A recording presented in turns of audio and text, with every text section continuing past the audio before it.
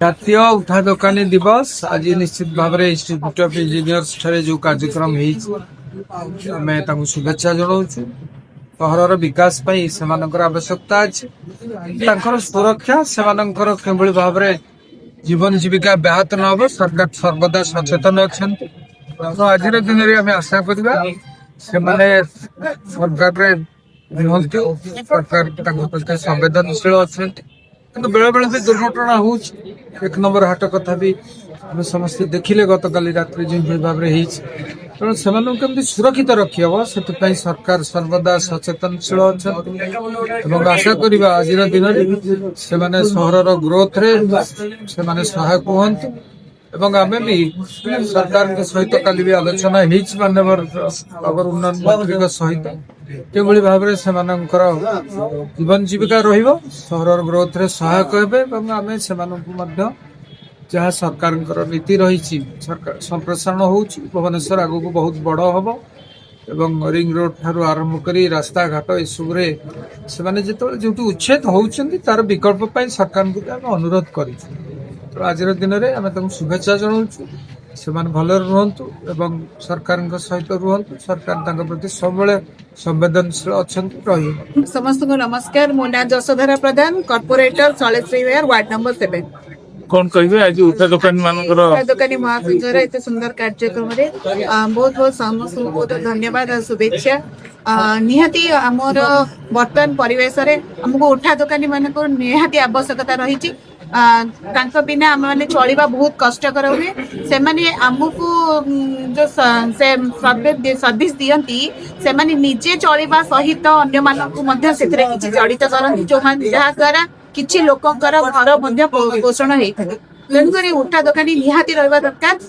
କିଛି ବର୍ତ୍ତମାନର ପରିବେଶରେ ପ୍ରଥମେ ଥଇଥାନ ତାପରେ ଉଚ୍ଛେଦ, ତେଣୁକରି ସରକାର ବିନା ଥଇଥାନରେ ଉଚ୍ଛେଦ କରିବେ ନାହିଁ। ମନରେ ନିଶ୍ଚିତ ଭାବେ ରଖନ୍ତୁ। ସବୁବେଳେ ଆପଣ ମାନେ ସୁରକ୍ଷିତ ରହିଛନ୍ତି ଆଉ ରହିବେ ମଧ୍ୟ। ନିଶ୍ଚିତ ଭାବରେ ଏଥିରେ ଲୋକମାନଙ୍କର ମଧ୍ୟ ରହିଛି କିଛି, ତାଙ୍କୁ ଯେତିକି ପରିବେଶ ଯେତିକି ଜାଗା ଦିଆହଉଛି ତାଠୁ ମଧ୍ୟ ଅଧିକ ସେମାନେ ରାସ୍ତାକୁ ଆସୁଛନ୍ତି, ଯାହା ଫଳରେ ଏମିତି କିଛି ଦୁର୍ଘଟଣା ଘଟୁଛି। ତେଣୁ ସମସ୍ତ ଦୋକାନୀ ମାନଙ୍କୁ ମଧ୍ୟ ଅନୁରୋଧ, ଆପଣ ମାନେ ନିଜେ ସୁରକ୍ଷିତ ରହିଲେ ଆମକୁ ସୁରକ୍ଷିତ ରଖିବେ। ସମସ୍ତେ ନିୟମକୁ ମାନିବେ। ନମସ୍କାର, ମୋ ନାଁ ହଉଛି ଅନୁସୟ ପ୍ରଧାନ। ମୁଁ ଶହୀଦ ନଗରରେ ରୁହେ ଆଉ ନିଖିଳ ଉତ୍କଳ କ୍ଷୁଦ୍ର ବ୍ୟବସାୟୀ ମହାସଂଘର ଉପସଭାପତି ଅଛି। ତା ସହିତ ନ୍ୟାସନାଲ ଆସୋସିଏସନ ରେ ମଧ୍ୟ ଅଛି। ଆଉ ଉଠା ଦୋକାନୀ ମାନଙ୍କ ପାଇଁ ବହୁତ କିଛି କାର୍ଯ୍ୟ କରିଛି। ପିଏମ ସ୍ୱନିଧି ଠୁ ଆରମ୍ଭ କରିକି ପ୍ରତ୍ୟେକ ସର୍ଭେ ଠୁ ଆରମ୍ଭ କରି ପ୍ରତ୍ୟେକ କାର୍ଯ୍ୟ କ୍ଷେତ୍ରରେ ମୁଁ ଯୋଗ ଦେଇଛି। ତା ସହିତ ବିଏମସି ସହିତ ମଧ୍ୟ ମୁଁ ଯୋଗ ଦେଇକି କ୍ୟାମ୍ପ ସହିତ ଆରମ୍ଭ ସବୁ ପ୍ରକାର କାମ କରୁଛି। ଆଉ ଆଜି କିନ୍ତୁ ଏଇ ଭିତରେ ଗତକାଲି ଗୋଟେ ଦୁର୍ଘଟଣା ବି ଘଟିଛି, କଣ କହିବେ? ଦେଖନ୍ତୁ, ଆଜି ହଉଛି ନ୍ୟାସନାଲ ଭେଣ୍ଡର୍ସ ଡେ, ଭାରତୀୟ ଜାତୀୟ ଉଠା ଦୋକାନୀ ଦିବସ।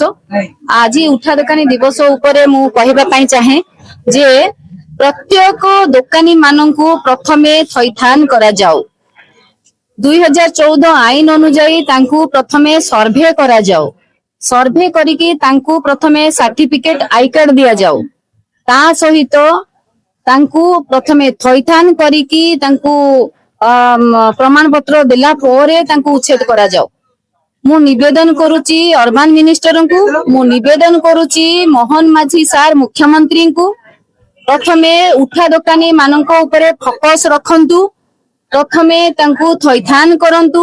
ସେମାନେ ହଉଛନ୍ତି ପ୍ରକୃତ ଗରିବ ବନ୍ଧୁ ଭାଇ ଭଉଣୀ ମାନେ। ସେମାନେ ଆଜି ଗରିବ ହେବା ସକାଶେ ଆଜି ରାସ୍ତା ପାର୍ଶ୍ୱରେ ଉଠା ଦୋକାନୀ କରି ବ୍ୟବସାୟୀ କରି ଚଳୁଛନ୍ତି। ଏଇ ବ୍ୟବସାୟୀ କରିକି ପିଲାମାନଙ୍କ ପୋଷଣ ଘର ସମ୍ଭାଳୁଛନ୍ତି। ତା ସହିତ ମହିଳା ମାନଙ୍କୁ ପ୍ରଥମେ ଫୋକସ ଦିଆଯାଉ, କାରଣ ମହିଳା ମାନଙ୍କର ଏତେ ଅସୁବିଧା ସକାଶେ ଆଜି ରାସ୍ତା ପାର୍ଶ୍ୱରେ ମହିଳା ମାନେ ଓଢଣା ଦେଇକି ରହିବା କଥା, ଘର ଭିତରେ ଘର ସମ୍ଭାଳିକି ରହିବା କଥା, ନିଜ ପିଲା ଛୁଆଙ୍କୁ ଧରି ରୋଷେଇ କରିବା କଥା, ରୋଷେଇ ଘରେ ମହିଳା ମାନେ ରହିବା କଥା। ଆଜି ଫୁଟପାଥ ରେ ବସୁଛନ୍ତି। ଭାରି ଦୁଃଖ ଲାଗୁଛି, କଷ୍ଟ ଲାଗୁଛି, ନିଜକୁ କାନ୍ଦିବା ପାଇଁ ମଧ୍ୟ ମତେ ଇଚ୍ଛା ହଉଛି। କାରଣ ସେମାନଙ୍କ ଉପରେ, ମହିଳା ମାନଙ୍କ ଉପରେ ଫୋକସ ଦିଆଯାଉ। ମହିଳା ମାନଙ୍କୁ ପ୍ରଥମେ ଥଇଥାନ କରାଯାଉ। Vending zone, new vending zone କରିବା ନିମନ୍ତେ ମୁଁ ତାଙ୍କୁ ଆବେଦନ କରୁଛି, ନିବେଦନ କରୁଅଛି। ନ୍ୟୁ ଭେଣ୍ଡିଂ ଜୋନ୍ ଯଥାଶୀଘ୍ର କରାଯାଉ। ତା ସହିତ ମୁଁ ଅନୁରୋଧ କରୁଛି ଆମର ଅରବାନ ମିନିଷ୍ଟରଙ୍କୁ କୃଷ୍ଣଚନ୍ଦ୍ର ମହାପାତ୍ର ସାରଙ୍କୁ ପ୍ରଥମେ ଆମର ଆସେମ୍ବଲିରେ ପକାଯାଉ, ଆମର ବିଧାନସଭାରେ ପକାଯାଉ, ପ୍ରଥମେ ଉଠା ଦୋକାନୀ ମାନଙ୍କୁ ସର୍ଭେ କରାଯାଉ। 2000 ଆଇନକୁ ମାନିବା ନିମନ୍ତେ ମୁଁ ବାଧ୍ୟ କରୁଛି। ଆମର କମିଶନର ଚଞ୍ଚଳ ରାଣା ସାରଙ୍କୁ ମଧ୍ୟ ନିବେଦନ କରୁଛି ଉଠା ଦୋକାନୀ ମାନଙ୍କ ଉପରେ ଫୋକସ ରଖାଯାଉ। ତା ସହିତ ଏବେ ଗତକାଲି ବହୁତ ବଡ ଦୁର୍ଘଟଣା ଘଟିଲା, ତା ପାଇଁ ମଧ୍ୟ ନିବେଦନ କରୁଛି ସେମାନଙ୍କୁ ପ୍ରଥମେ ଥଇଥାନ କରାଯାଉ, ତାପରେ ଉଚ୍ଛେଦ କରାଯାଉ। ମୁଁ ଏତିକି ନିବେଦନ କରୁଛି ଚଞ୍ଚଳ ରାଣାଙ୍କୁ ଏହା ଉପରେ ଫୋକସ ରଖନ୍ତୁ ବୋଲି।